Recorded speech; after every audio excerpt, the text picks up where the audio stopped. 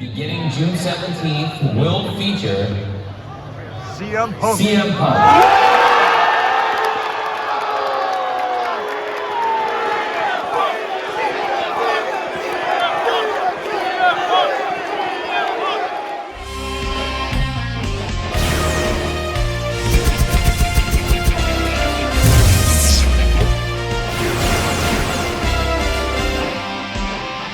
What's going on, guys? Good Mike War Commentaries back at you to share with you my experience at this past Wednesday's AEW Dynamite right here live in the city that I live in, San Diego, California. This show was so fun to attend. My fourth overall AEW show that I have attended live. I went to the Jericho Cruise back in 2020, which had a Dynamite episode on there. And we went to Double or Nothing in Vegas last year, and I've attended 2 Dynamites this year. The LA Forum show in LA back in January, and here this past Wednesday on May 31st, Dynamite here in San Diego, the post Double or Nothing Dynamite. Unfortunately, I wasn't able to make it to Double or Nothing this year in Vegas, so I figured the next best thing was the Dynamite right here in San Diego. Very easy trip for me to make, 20 minutes down the road. It was a blast. Scored myself ringside row 2 seats for this sucker, and you guys saw me on camera virtually throughout the whole show. I was visible throughout the entire episode of AEW Dynamite, and it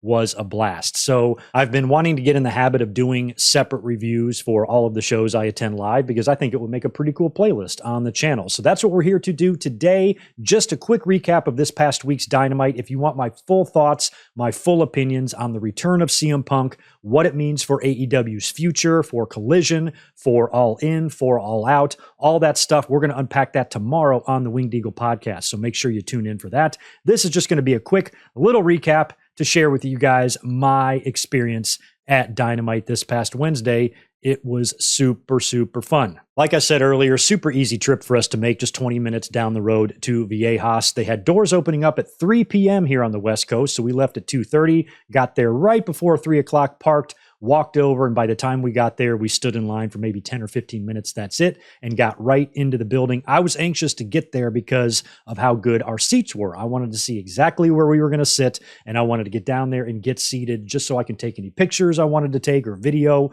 or just soak it in. So I was really anxious just to get down there and see where we were sitting. Now, one thing that was interesting as we were filing in to the building is that AEW doesn't play any music or have any sort of vibe going on in the arena to try to excite the audience. It sounded like a library in there. Now, granted, we were 2 of the first people to even walk in there, but when you walked in, you could hear people whispering. You could hear a pin drop in that place. At WWE shows, a lot of times they have a DJ going or they have shit playing on the Tron. And I think that's something AEW needs to work on, is try to get the fans amped up, because it stayed silent in there the entire time that fans were filing in. And I just think a little music, something on the Tron, just anything to kind of get the fans amped up would have helped. And I was surprised that everything stayed so quiet. We did see Thunder Rosa hanging around ringside early on, taking some pictures and signing autographs for fans. That was very cool. Really excited to see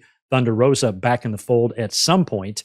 And we got all of our selfies that we needed to do. Elizabeth and I made sure that we got a picture in front of the ring and all of that stuff. And then we decided to, make a little pit stop and go get some drinks and some beverages and come on back. I was busy getting a beer during the first dark match, which was the Dark Order taking on the Jericho Appreciation Society. I got back right at the end for the finish. JAS got the win there. And we had a second dark match as well with Sky Blue defeating Christina Von Eerie, who's a local California talent. Now, I don't know where these air. From what I understand, they're done with Dark and Elevation. So the cameras were on for these matches. They did film them, but I'm not really quite sure where these actually wind up airing. But we did get 2 dark matches to kick off the show before Dynamite. After that, it was time for Dynamite to kick off. We got the music, we got the pyro. I was so close, that pyro was hot. Reminded me of back in the Attitude Era, getting my eyebrows singed off by Kane's pyro. Very, very hot, very awesome intro, and a kick-ass 6-man opener. My God, this was all kinds of fun. It was Bandito teaming up with the Lucha Brothers, taking on the Blackpool Combat Club, Moxley, Claudio, and Wheeler Yuta. Danielson hung around on commentary during this. Of course, I couldn't hear what he was saying, but I'm sure he was putting over their victory at Double or Nothing on Sunday. It was a little bit of a bummer. We didn't get the Elite or MJF on this show, but still, even without those guys, it was a really entertaining show, and it kicked off in a big way here. All kinds of action for this one. The Blackpool Combat Club made their entrance right by us. And as the match started, Claudio and Rey Fenix brawled a lot on the outside right next to us, which was also very awesome. Unfortunately, I don't think I got a video of the awesome vertical suplex spot that they did. I think it was Bandito holding up Wheeler Yuta, holding him up in vertical suplex position for 60 seconds while everybody brawled around them. That was really cool. And you kind of had a feeling based on Blackpool's huge win on Sunday that they were going to get the victory here in this one as well. But what I like the most about it is they gave the victory to Wheeler Yuta again. He got the pin at Double or Nothing, and he gets the pin here. Awesome opener. This match was exciting. It was fun. It was all over the place. Just what you want for an opener for AEW Dynamite. After that, we got an Elite interview on the Tron sans Kenny Omega. Alex Marvez asks about Kenny Omega and hinted that he may have left the country to go home to Canada. And Hangman Page said that he was hurt and pissed off, but he's not home in Canada, kind of implying that he might be somewhere else like, I don't know, Japan, to maybe recruit a tag team partner for Forbidden Door. That's the way it's looking from where we sit now, although I could be completely misreading this, but it feels like Kenny might go over there and grab him some Okada and bring him back here for Forbidden Door. We'll have to wait and see where that winds up going. We had a Juice Robinson and Jay White promo next with Tony Schiavone in the ring. This was the first time I've ever seen Jay White in person. Never seen him live in any capacity before, so this was a first for me. And the two of them started talking shit about Ricky Starks and FTR. FTR's music hits, they come out, and Jay White and Juice say, you guys must be here to apologize. And of course, FTR's like, yeah, fuck you. And it wound up breaking down into a brawl. The heels attack. Juice nails Dax in the face with a handful of quarters. And from where I was sitting, it looked like glass was shattering. Like those quarters went flying, hit him nice and good. Started beating up on FTR until Ricky Starks came out and made the save. And of course, next week, we are going to get Jay White versus Ricky Starks one-on-one, FTR and Juice Robinson both banned from ringside. So that promo and segment was pretty decent. And after that is when we got the big announcement from Tony Khan on the video wall in a pre-tape about AEW Collision. This is the third week in a row Tony Khan has had a major announcement about Collision. First, it was about Collision itself. Then it was about what city it's going to be in first. And now he announces officially that Collision will include CM Punk. Crowd reaction was mixed. I took a video of the whole thing and posted it to social media. I think even No DQ grabbed the video and posted it as well. And you can hear a clear mixed reaction from the fans. Now, granted, we were here in Southern California. This is arguably Bucks territory.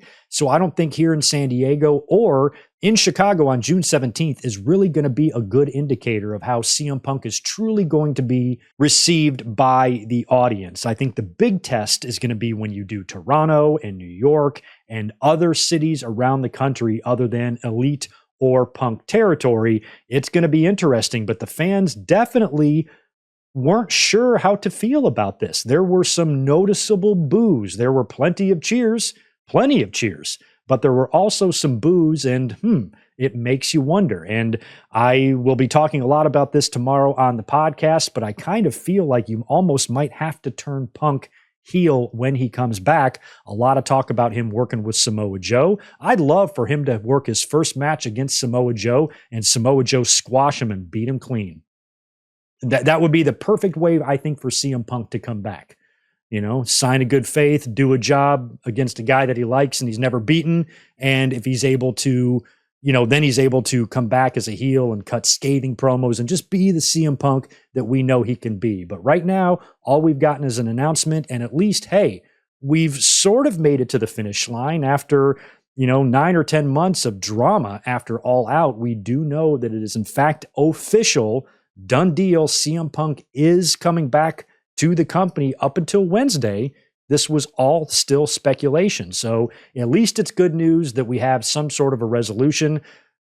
As we know, there's still a lot to be figured out in terms of how a lot of these talents coexist and get along, and if they can make any money together. I mean, AEW's ratings have been steady, but they haven't been setting the world on fire, and Collision on Saturdays is not the greatest time slot in the world. I feel like you have to have a good creative plan in place in order for this show to really take off. That's why I hope they have something in their back pocket with CM Punk. And when CM Punk comes back on the 17th, if he's just like, yeah, as you guys know, after All Out, I got injured and I've been on the shelf ever since. Like, if there's no mention of the scrum or the fight or the drama or the elite or anything, you know, it's going to be a good indicator that maybe things are still a little bit sketchy and touchy. But these boys better get over this real soon, because they need to draw some serious numbers for Collision. They need to continue to draw good numbers for Dynamite. And that's going to be really hard to do if you got a whole bunch of people backstage not on the same page. But like I said, stay tuned tomorrow.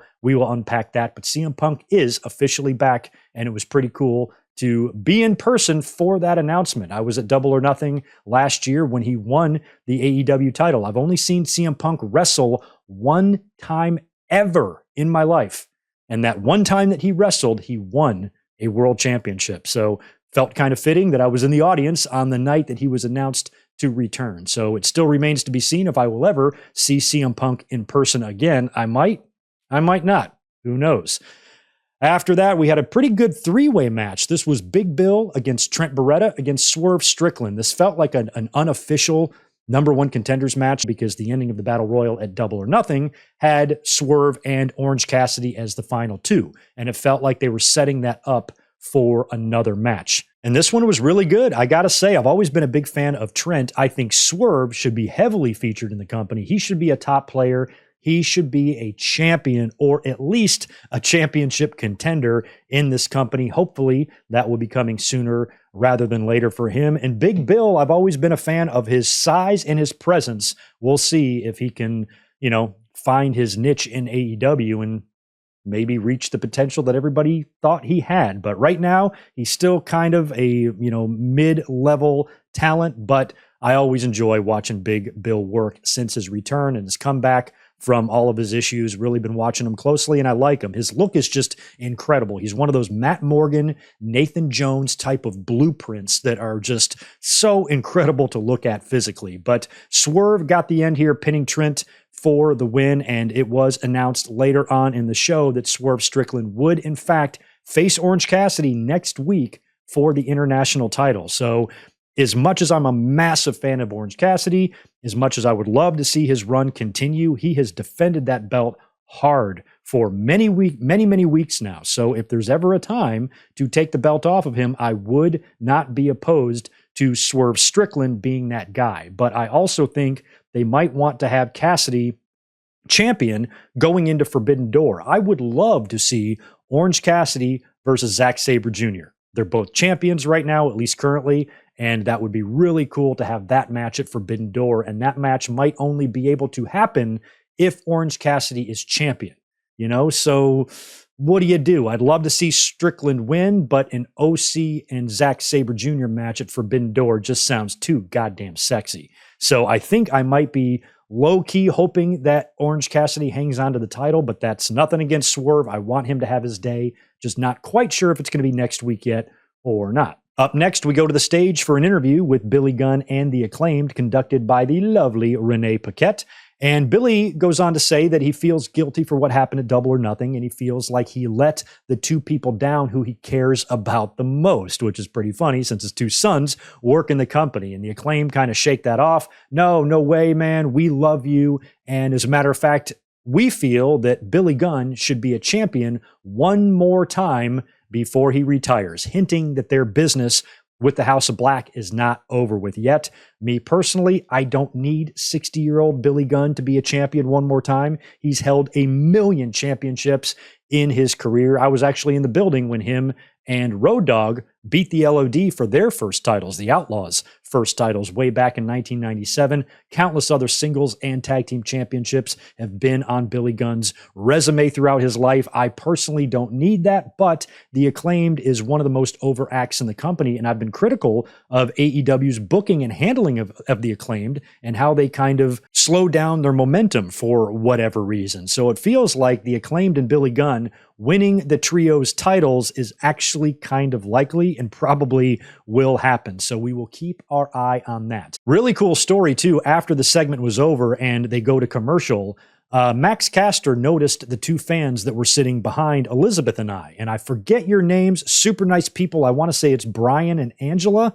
I hope I have that right. Really nice fans, and they had a lot of Acclaimed signs, including a big pair of scissors. Well, Max Caster spotted that from the stage, and he comes sprinting towards us, and he's running down the ring, and I can't get my phone out quick enough. I want to record this whole thing, but he sees their sign, and he sees the big scissors, and he wants to come over and give them some love. He jumps the railing, jumps right on top of my seat, over my seat, and gives the fans some love. I don't know if he took a picture or what, but the whole time I'm trying to get my phone out and video this, but Caster is standing right next to me. So I'm trying to video it, and I just couldn't get it videoed in time. I'll show you what I've got. Here you can see like the top of Max Caster's head, but this unfortunately did not make video, and I'm so mad that I did not get that, but very cool for the fans behind us to get acknowledgement from the Acclaimed. That was probably a thrill for them. Very cool moment on AEW. Such a fun show. After that, we're back in the ring for an amazing interview segment conducted by the very busy Tony Schiavone, who I felt like was back and forth from the ring to the announce desk several times on Wednesday. But poor Tony had the unfortunate responsibility to have to interview Don Callis and Konosuke Takeshita. Takeshita, man, I'm never shopping at Trader Joe's again. And if you think I'm eating Cinnabon, you're out of your fucking mind, asshole. Anyway, luckily, I didn't have to hear anything that they said. You want to know why? Because I couldn't hear them.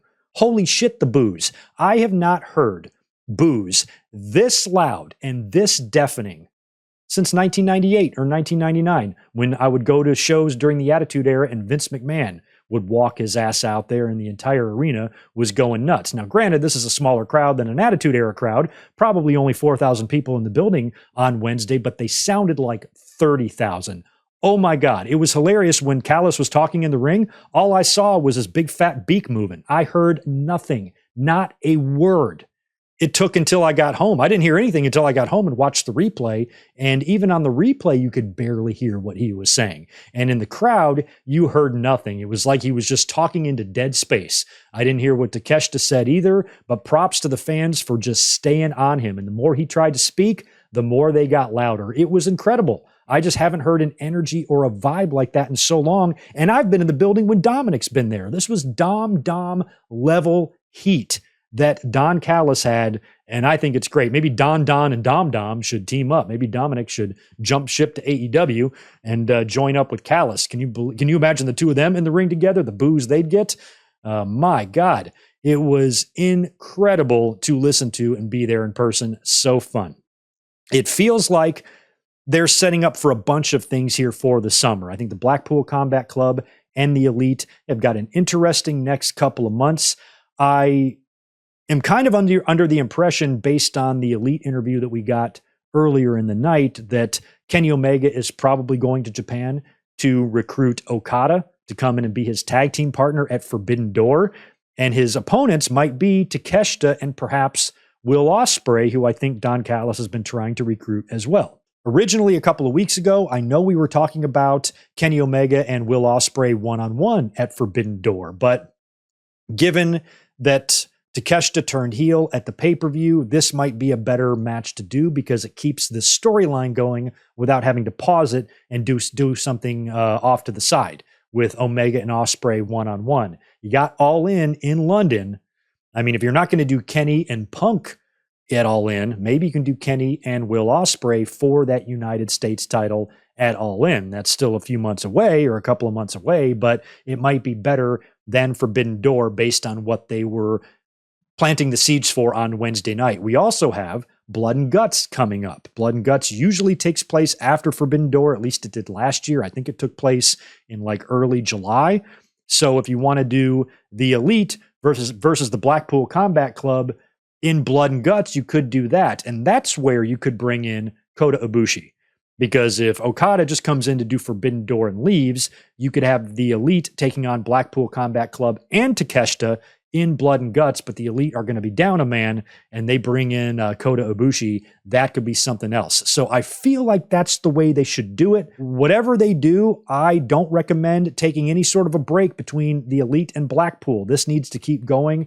This is a very fun angle, very fun story between these two factions. I don't want to see it put on hold just for Forbidden Door. I think you can still incorporate elements of this feud into that pay-per-view, and I hope they do that. So really good and fun interview with Callis and Takeshita, and holy crap, those boos, man. I couldn't hear everything that Arn Anderson and Wardlow said in their backstage segment on the video wall, but it felt like they were implying that Wardlow will be facing Luchasaurus for that TNT title at some point. Of course, Arn Anderson bit Luchasaurus's finger off at the pay-per-view, which was super gnarly, and sounds like he'll be next up to get a shot at Wardlow's TNT title. After that, we had an excellent tag team match with Darby Allin teaming up with Orange Cassidy again. I'm really enjoying those two as a team. Both of them had really tough outings at Double or Nothing. Orange Cassidy, of course, survived that battle royal, and Darby got roughed up real bad in that Four Pillars match as well. Gates of Agony on TV. We had Khan and Toa Leona here, 2/3 of Ring of Honor's 6-man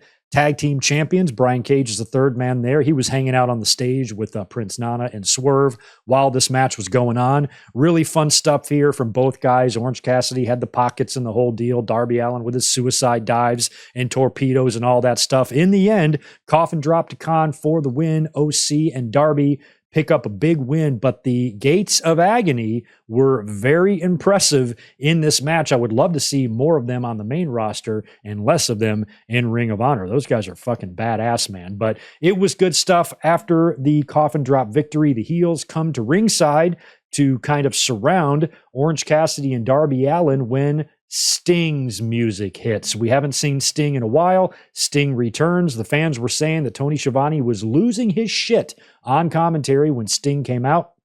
Very cool to see Sting again. I don't know how many more times I personally am going to see Sting live. This may have been the last time.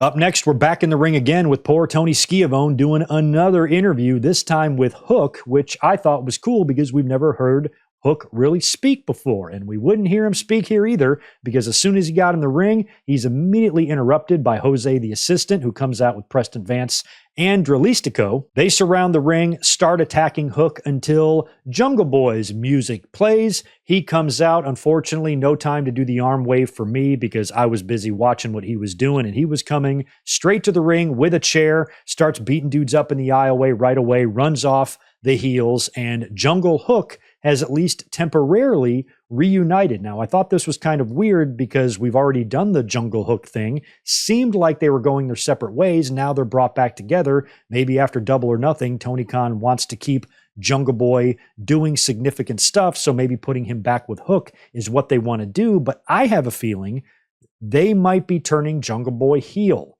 It's just a feeling. I was watching him from my seat, and his body language, at one point, I even thought he was going to hit Hook with the chair, and he didn't. So I feel like maybe this is going to be an eventual heel turn for Jungle Boy. We've talked about this. If he went heel, it could really help develop him more, especially on the mic, because he sounds like he's got marbles in his mouth when he's talking. And if you just turn him into like a Hollywood guy, son of a movie star, come out there cocky, he's got the hot girlfriend, and he's privileged and all of that, that might be a better gimmick for him to have.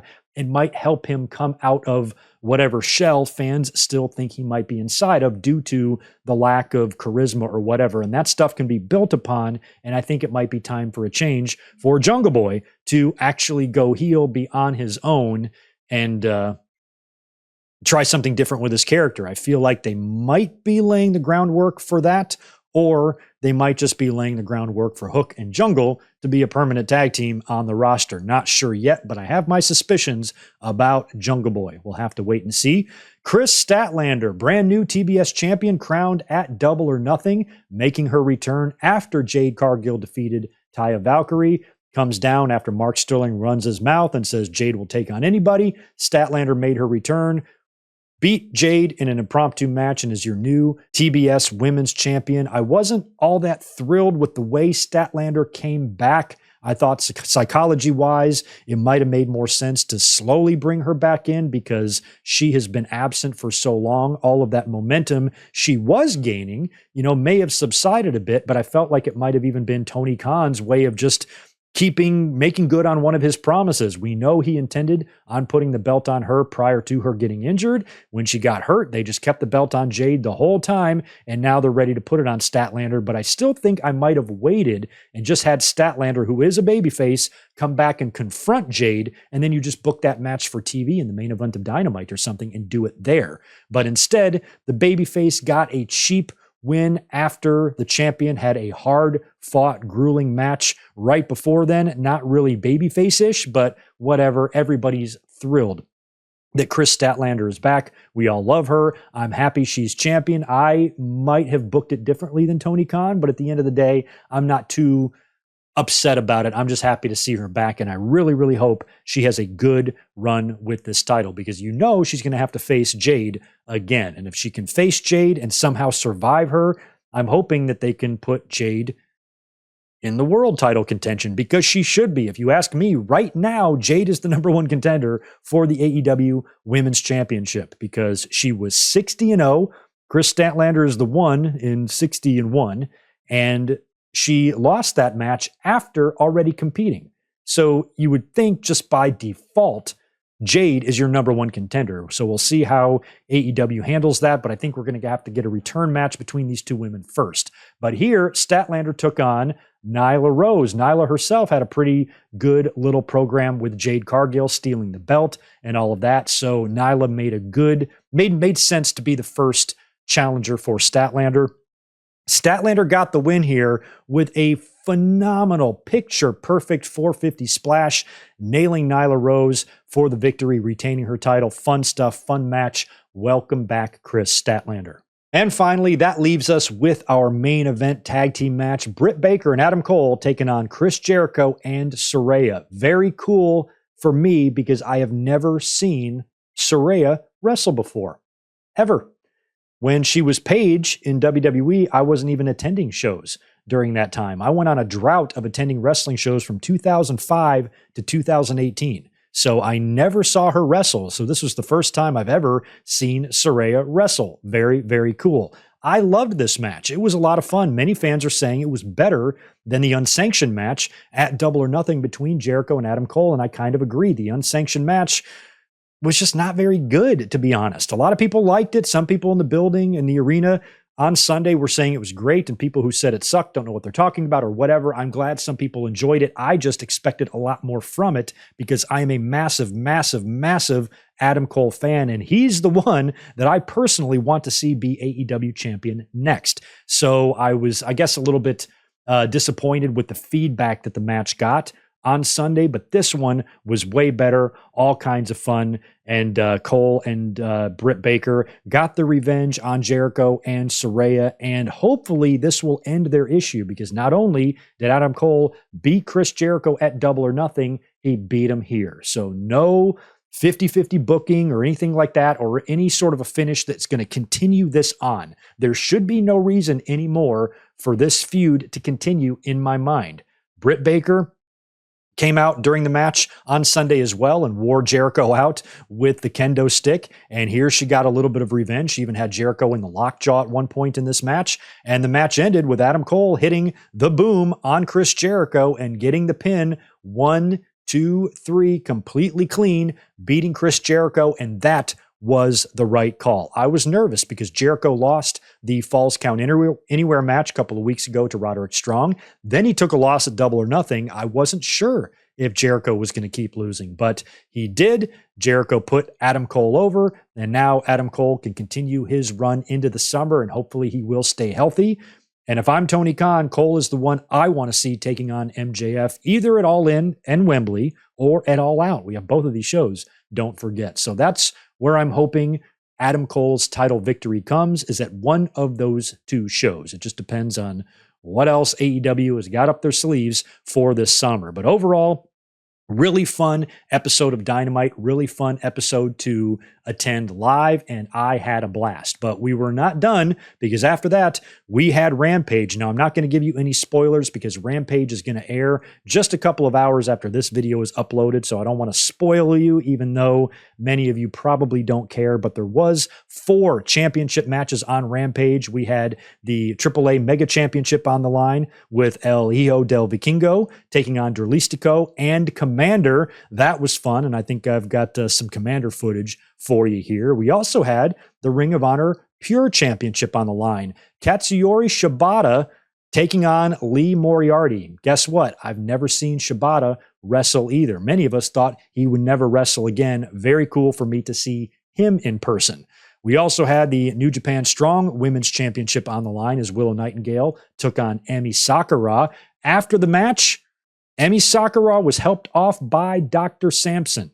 I'm hoping she's okay. Not sure if we've heard any reports about her. She might have just got her bell rang. Was a little bit worried about Emi after the match, as she did need some assistance.